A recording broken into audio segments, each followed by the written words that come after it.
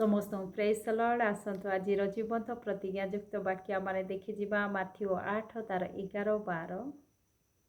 किंतु मु तुम्भमानकु कहुछि अनेक पूर्व और पश्चिमरु आसी अब्राहम इसाक और जाकोबଙ୍କ सहित स्वर्ग राज्य भोजन रे बसिबे। मात्र राज्यर संतान माने बाहर अंधकार रे पकाजिबे, सेठारे रोदर अतंतर किड़िमिड़ी हब। Praise the Lord. आजिर वाक्य स्वयं जेसु आपा मानकु कथा कहती राज्यर संतान माने अंधकार रे पकाजिबे, किंतु अनेक पूर्व और पश्चिमरु आसी अब्राहम इसाक और जाकोबଙ୍କ सहित स्वर्ग राज्य रे भोजन रे बसिबे। आज अनेक वर्ष धरी जो माने प्रभु को जानती बोली कहती, अनेक वर्ष धरी गिर्जा जाती, अनेक वर्ष धरी वाक्य शुणती, किंतु वाक्य को यदि पालन करू नाहंती, प्रभुंक ठारे स्थिर विश्वास रे नहंती, आज ख्रीष्ट को विश्वास करू बोली छलनारे से माने जगत रे यदि हजि जाई अछंती, आज से माने यदि ख्रीष्ट को हृदय मध्य रे रखी नाहंती, मिथ्यारे से माने जीवन बिताउ अछंती, ताहले से माने केबे मध्य से स्वर्ग राज्य अंशी ही पारिबे नाही। प्रभुंक वाक्य लिखा जाए से माने अंधकार रे पकाजिबे।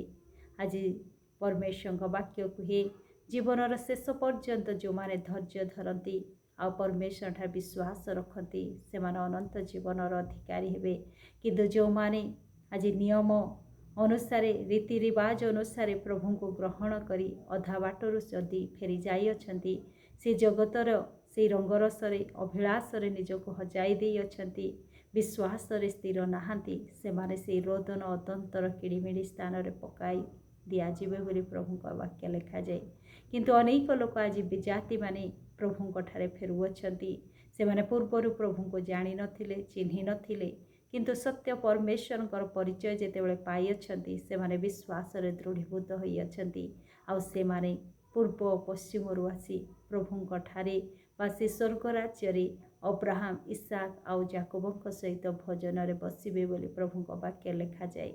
प्रभु कहती से सत सेनापति विषय आमको उदाहरण स्वरूप कहती, तार 5 रु आम पाठ करवा।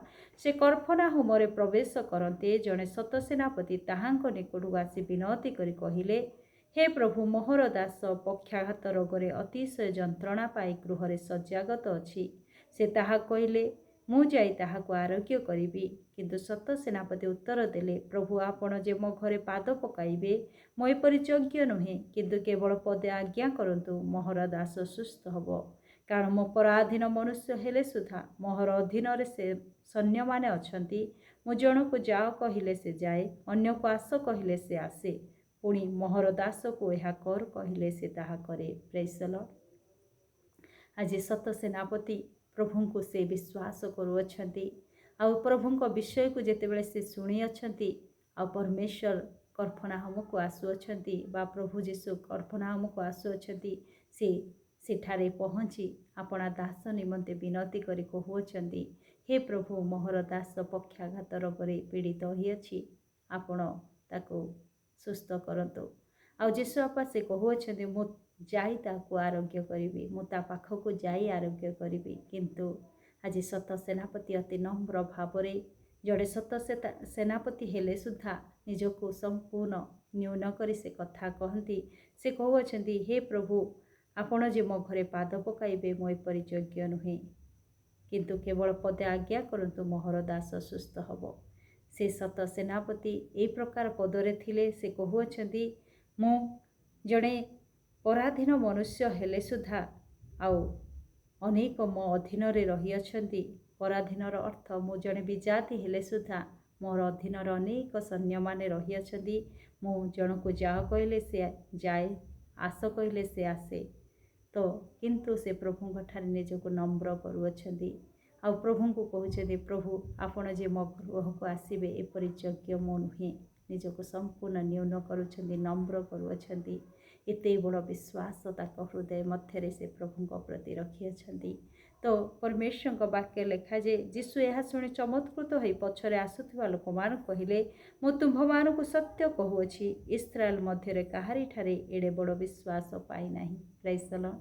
सत सेनापति से जड़े विजाति हेले सुधा प्रभु को से एते विश्वास करुछंती, आ निजर हृदय मध्य ग्रहण करने सत्ते अति नम्र भाव से प्रभु को उत्तर दौरान। ଆଜି ଆମମାନେ ମଧ୍ୟ ଏହି ସତ ସେନାପତିଙ୍କ ଠାରୁ ଶିଖିବା ଦରକାର। ଆମମାନେ ଯେତେ ବଡ଼ ପଦରେ ଥାଉ ନା କାହିଁକି, ଆମମାନେ ସେହି ସତ୍ୟ ପରମେଶ୍ୱରଙ୍କୁ ଯେତେବେଳେ ଚିହ୍ନିଅଛୁ ନମ୍ରତାର ସହିତ ଜୀବନ କାଟିବା।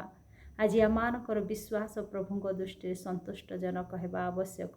ଆଜି ସତ ସେନାପତିଙ୍କର ସେହି ବିଶ୍ୱାସ ପ୍ରଭୁଙ୍କୁ ଆଶ୍ଚର୍ଯ୍ୟାନ୍ୱିତ କରିଅଛି। ଆଉ ସେ ଆଶ୍ଚର୍ଯ୍ୟ ହେଇ କହୁଅଛନ୍ତି, ଏତେ ବଡ଼ ବିଶ୍ୱାସ ମୁଁ କାହାଠାରେ ଇସ୍ରାଏଲ ମଧ୍ୟରେ ଦେଖି ନାହିଁ। ଆଜି ନିଶ୍ଚୟ ପ୍ରଭୁଙ୍କ ବାକ୍ୟ ଅନୁସାରେ ପୂର୍ବ ଓ ପଶ୍ଚିମରୁ ଅନେକ ଲୋକ ଆସି ଈଶ୍ୱରଙ୍କ ରାଜ୍ୟର ଅଂଶୀ ହେବେ, କିନ୍ତୁ ରାଜ୍ୟର ସନ୍ତାନମାନେ ବାହାରେ ପକାଯିବେ।